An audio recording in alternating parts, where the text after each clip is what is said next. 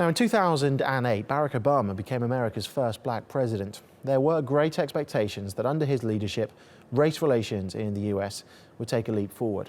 However, 8 years on, there's confusion over how much has been achieved.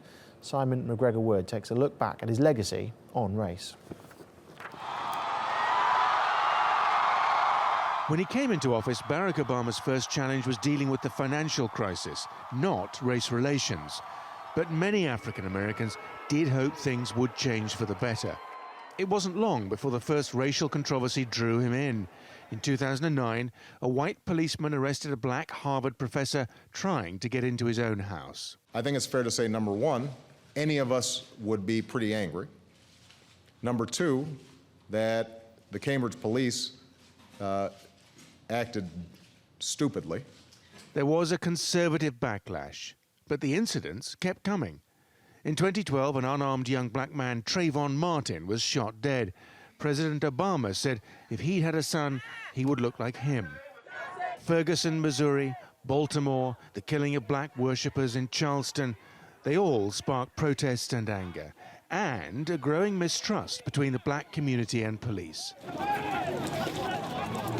It inspired the Black Lives Matter movement as a symptom of growing frustration. We thought we had an ally in the White House. And to be perfectly honest, under the Barack Obama administration, the Black Lives Matter movement was born. So here you have this movement fighting for racial justice, for criminal justice reform under a black Democratic administration, and no progress has been made. All right, who wants to hold a picket sign? Obama's defenders say expectations were always too high, that America's first black president simply couldn't afford to be fixated on race. President Obama himself defended his record. Race remains a potent and often divisive force in our society.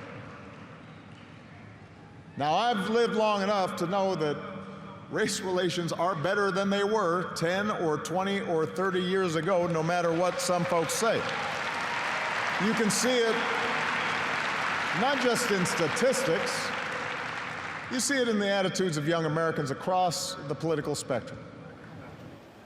There have been policies to reduce the number of African Americans in prison, commissions and recommendations on police behavior, and his My Brother's Keeper initiative. But public opinion is unconvinced.